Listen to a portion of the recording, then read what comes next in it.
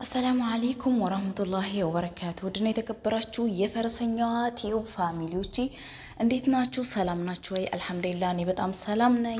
በያላችሁበት የአላህ ሰላምና እዝነት ይብዛላችሁ እያልኩኝ ዛሬም እንግዲህ እንደተለመደው በአዲስ ነገር ከች ብዬላችኋለሁኝ። እንኳን ሰላም ቆያችሁኝ፣ እንኳን ሰላም መጣሁላችሁ። የፈረሰኛዋ ፋሚሊዎች ላይክ እና ሰብስክራይብ በማድረግ አበረታቱኝ ሀባይቢ። ኢንሻአላህ በቻልኩት ሁሌም አዳዲስ ነገሮችን ይዤላችሁ እመጣለሁኝ። ዛሬም እንግዲህ ስለ ወርቅ ይዤላችሁ መጥቻለሁኝ። ትላንትና ማታል ወይም ሌሊት ላይ ላይቭ ላይ ገብቼ ነበረ። ላይቭ ላይ በገባሁበት ሰዓት እንደውም ስለ ወርቅ ጠይቃችሁ ነበረ። ዛሬ መረጃ ጠይቄ ወይም ደግሞ ቦታው ላይ ካሉ ሰዎች ወይም ከነጋዴዎች ከባለ ወርቅ ቤቶች ጠይቄ እንደምነግራችሁ ቃል ገብቼላችሁ ነበር። ዛሬ ግን ያው እኔ የመውጣበት ፕሮግራም ስላልነበረ ወደ ውጭ አልሄድኩም ማለት ነው። ነገር ግን ባለሁበት ቦታ ሆኜ ስንት እየሸጡ እንደዋሉ ዛሬ አጣርቼ መጥቻለሁ ማለት ነው። እነግራችኋለሁኝ። እና ላይክ እና ሰብስክራይብ ማድረግ ለእናንተ ምንም የሚጎድልባችሁና የሚቀንስባችሁ ነገር የለም። ላይክ እና ሰብስክራይብ አድርጉኝ በቅንነት ማለት ነው። ስለዚህ እነግራችኋለሁኝ ማለት ነው። ቀንሷልም ስትሉ ነበረ፣ ተወዷልም ምናምን ስትሉ ነበር። እንደ ሁኔታው በነገራችን ላይ የወርቅ ዋጋ በነበረበት አይቆይም፣ ይወጣል፣ ይወርዳል፣ ይንቀሳቀሳል ማለት ነውና ሌላው ደግሞ በዚሁ ጠቅለል አድርጌ የምነግራችሁ ማለት ነው የኢትዮጵያ ወርቅና የሳውዲ ወርቅ ወይም የውጭ ወርቅ ይለያያል ማለት ነው። የወርቁ ጥራት ብቻ ሳይሆን የሚዛን ጥራት ራሱ ይለያያል፣ የሚመዝኑበት ማለት ነው። ከሁለት ሶስት ልጆች ያረጋገጥኩትን ነው የምነግራችሁ።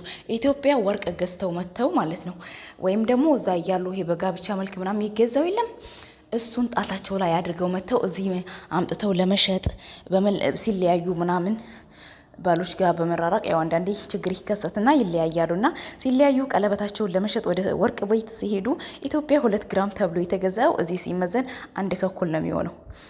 ኢትዮጵያ ደግሞ 3 የተባለው እዚህ ጋር 2 ከኩል ነው የሚሆነው። ስለዚህ የመዳም ቅመሞች ወርቅ ከዚህ ገዝታችሁ ብትሄዱ ለእናንተ የተሻለና መልካም ነው ብዬ አስባለሁ። እንደኔ ሀታ ኢትዮጵያ በርቀት ኒካ ያሰራችሁ ራሱ እዚህ ቀለበቱን ገዝታችሁ ሄዳችሁ ከባላችሁ ብሩ መቀበል ትችላላችሁ። የሚዛን ጥራት እዚህ ነው ያለው ሀቂቃ ማለት ነው። ምናልባት ዋጋው ሊወደድ ይችላል እንጂ ሚዛን አያጭበረብሩም። ግራም ማለት ነው። ሚዛን ስላችሁ ያው ግራም ለማለት ነው የሚገባችሁና የምትረዱ ይመስለኛልና ትላንትና ራሱ አንዲት ጓደኛዬ ከዱባይ ልካልኝ ነበር የገዛችበትን ወርቅ ገዝታ ምናምንና ኢትዮጵያ ገዝታ የመጣችው ቃል ኪዳን ወይም የጋብቻ ቀለበት እዚህ ስታስመዝነው ግራሙ እንደጠበቀችው ወይም ኢትዮጵያ 2 ግራም ነው ተብሎ የተሸጠላት እዚህ ሲመጣ ግን 2 ግራም እንዳልሞላ ነው የነገረችኝ። ሌላም ልጅ እንደዚሁ ነግራኛለች። የሚዛን ማጭበርበር ወይም የግራም ማጭበርበር ሀገራችን ላይ አለ ማለት ነው። እና ዛሬ እንግዲህ የጠየኩትን የወርቅ ወደ ጉዳይ ሲሄድላችሁ 21 እና 21 ካራንት 22 24 ነው የጠየቁት። 18 የምትፈልጉ አይመስለኝም። ብዙሃን ሀበሻ የሚጠቀመውም የሚገዛውም 21 ነው። በነገራችን ላይ 22 እና 24 እንዳለ ራሱ ብዙሃኖች የሚያውቁ አይመስለኝም። 24 እና 21ን ብታዩት አንድ አይነት አይደለም። 24ቱ በጣም ነው የሚያምረው። በጣም እኔ ባልገዛውም ገዝተውት አይቻሉ ማለት ነውና እዚህ አብራኝ አንዲት ጀማዓ መታ ነበር የሆነ ሰዓት እዚህ የምትሰራ 22ቱን ለብሰው በጣም ነው የሚያምሩ። 24ቱ ደግሞ እንዴት ሊያምር እንደሚችል እንግዲህ መገመት አይከብድም ማለት ነው። እና ዛሬ 21 ወይም ደግሞ 21 ካራቱ 500 ሪያል ነው፣ ምንም ጭማሪ የሌለው። ይሄ ማለት ደግሞ ይሄ ከመስናና እንትን ውጭ ማለት ነው። መስና ትከፍላላችሁ። ከዛ ደግሞ ይሄኛው አለ የሚከፈለው ማለት ነው። ቢስሚላህ አርህማን ረሂም ወላሂ ስሙ ጠፋኝ። መስናና ነበር የሚባለው ይሄ ግብር የሚከፈለው የታክስ የሚባለው ማለት ነው። 2 ነው የሚከፈለው። እሺ ከዛ 22ቱ ደግሞ 530 ሪያል ነው። ደሪባ ይመጣልኝ ከደሪባና ከመስና ውጭ ማለት ነው። ምናልባት 500 ስገዙ እስከ መስናውና ደሪባው 130 ይሆናል፣ 530 ይሆናል ማለት ነው። 24ቱ ካራንት ደግሞ 550 ነው። 550 ሪያል። ያ ማለት ደግሞ ከነ ደሪባውና ከነ መስናው ወደ 600 ሊገባ ይችላል ማለት ነው። ስለዚህ በጣም ውድ ነው ማለት ነው። እየቀነሰ ነገር የለም። ባለፈው ከ3 ቀን ነው ከ4 ቀን በፊት 5 ብር ቀንሶ ነው 10 ብር ቀንሷል እያላችሁ ነበረ። ብዙ ቅያሬ የለውም፣ አንድ አይነት ነው፣ የሚለይ ፈርቅ የለውም ማለት ነው። ሌላው ደግሞ ብዙ እህቶችን በኮመንት ላይ ምናምን አይቻለሁኝ፣ እንዳትሸወዱ ማለት ነው። ያለ ፋቱራ መግዛት፣ ፋቱራ ካጻፈን 100 ሪያል ይላሉ ምናምን። የሳንቲም ቅናሽ አይታችሁ ያለ ፋቱራ ወርቅ እንዳትገዙ። በተለይ ወርቁን ይዛችሁ ወደ ሀገር የምትገቡ ከሆነ የሚያጋጥማችሁን አታውቁም መንገድ ላይና ፋቱራ ወርቅ በ1 ግራም 500 ሪያል የገዛችሁ ፋቱራ ማጻፍ አይከብዳችሁም። ስለዚህ ፋቱራ ያዙ። ለምሳሌ እዚሁ በቃ እዚሁ ተጠቅሜ እዚሁ ሸጠዋለሁ፣ ወይም ደግሞ አሁን ብር ለማስቀመጫ ነው ወደ ሀገሬ ስገባ ሸጠዋለሁ ምትሉ ከሆነ ችግር የለውም። እዚህ ለምሸጥ አይጠይቁም ፋቱራ።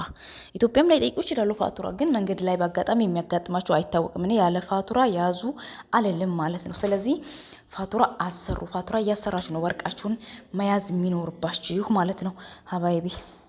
ሌላው ደግሞ ወርቅ ስትገዙ ማለት ነው ጥንቃቄ ማድረግ ያለባቸው፣ አሁን ብዙ ጊዜ ወርቆች እንትን አሉ የሆነ ሺሾ አራት የሚባለው ወይም ጆሮ ላይ የሚደረግ ሊሆን ይችላል። በአየር ንፍት ያደርጉትና ከላይ ወፍራም ይመስላል። እኛ ስናየው ወፍራም ይመስለናል፣ ግን ስስት ያለ ነው። ምናልባት ያ ከ1 ግራም የማይበልጡ ነው፣ ግን እኛ ቢያንስ ስናየው 3-4 ግራም ምን ገምተው አለ። ያንን ትገዙና ትይዛላችሁ በርካሽ ብር ማለት ነው። ለምሳሌ በርካሽ ብር ትገዙታላችሁ 1000 ብር ምናምን። ያኔ ጥሩ አይደለም። አሁን ለምሳሌ ብር ለማስቀመጥ ከሆነ አይሆንም ማለት ነው። ለማጌጥ ከሆነ ችግር የለውም። ብር ለማስቀመጥ ስትገዙ ከበድ ያለ ነው መግዛት ያለባችሁ። ከበድ ያለውን ያኔ ጥሩ ዋጋ የሚያወጣው ነው። በሸጣችሁበትም ጊዜ አያከስራችሁ ማለት ነው። ይሄ ግን ለአይናችሁ ንፍት ብሎ በንፋስ የነፋው ከዛ ደግሞ ቅልል ያላለ ምንም ዋጋ የማያወጣ ማለት ነው። ለአይን ብቻ የሚሞላ ነገር ግን ሚዛን ላይ ሲቀመጥ የማይሞላ ማለት ነው። እንደዛ አይነት ወርቅ ባትገዙ እኔ እመክራችኋለሁ ማለት ነው። ምክንያቱም ምንም ጥቅም የለውም። ለእናንተ የምታጌጡበት ችግር የለውም፣ ነገር ግን ሲሸጥ ምንም ዋጋ ወይም ምንም ጥቅም አይኖረውም ማለት ነው። ስትገዙ ደግሞ ጥርት ያለ ወርቅ ግዙ። ዋጋ ምናምን አትፍሩ። ይሄ ከፊፍ ስስት ያለ ምናምን አትግዙ። መግዛታችሁ ካልቀረ ጥርት ያለ ነገር ነው መግዛትና መጠቀም ያለባችሁ። ብታጌጡበት ብትሸጡት ደግሞ ኮራ በቃ ዘና ብላችሁ ልትሸጡት የሚገባ ነገር ብትገዙ እመክራለሁኝ ማለት ነው ሀባይቢ። በተረፈ እንግዲህ ሁላችሁም ገዝታችሁ ለመልበስ ሞክሩ፣ ግዙ። ስደት እንደሆነ አንድ ቀን ያልቃል፣ ብርም አንድ ቀን ያልቃል። ስለዚህ ከማለቁ በፊትም እኛ ገዝተን መጠቀም አለብን ማለት ነው። እዚህ ጋር እንግዲህ እኛ ገዝተን ጨርሰን ዋጋ ጨርሰን እየከፈልን ነው ማለት ነው። እና ስትገዙ ተጠንቀቃችሁ ግዙ እላችኋለሁ። ሌላ የምትጠይቁት ጥያቄ ካለ ኮመንት ላይ ማስቀመጥ ትችላላችሁ እና እንደፈለጋችሁ እሺ። ጥያቄ ማለት እንደፈለጋችሁ ስላችሁ ጥያቄ ብትጠይቁኝ መልስላችኋለሁ ማለት ነው። ትክክለኛ መረጃ ጠይቂ፣ ከቦታው ይዤላችሁ እመጣለሁኝ። እና ውዶቼ አመሰግናለሁ ለነበረን ቆይታ። እጅግ አድርጌ ነው ማመሰግነው። ሽኩር አለኩም ጀዛኩም አላህ ኸይር ለምታበረታቱኝ። እንዲሁም ባለፈው ደግሞ ደስ የማይል ኮመንት አይቻለሁ፣ የተሳደበ ሰው ምናምን። ይመቸው፣ ምንም ችግር የለውም። እንደዚህ አይነት ኮመንት እንደውም በነገራችን ላይ ደስ ነው የሚለው፣ ተቃራኒ ተቃዋሚ ተቀናቃኝ ሰው ሲኖር ማለት ነው። እና ደስ ነው ያለኝ። በቃ እንደዚህ አንዳንዴ ጠላታችሁ ማን እንደሆነ ስታውቁ ደስ ይላል ማለት ነው። እና ለምታበረታቱኝ አመሰግናለሁ። ማበረታታችሁን ቀጥሉ።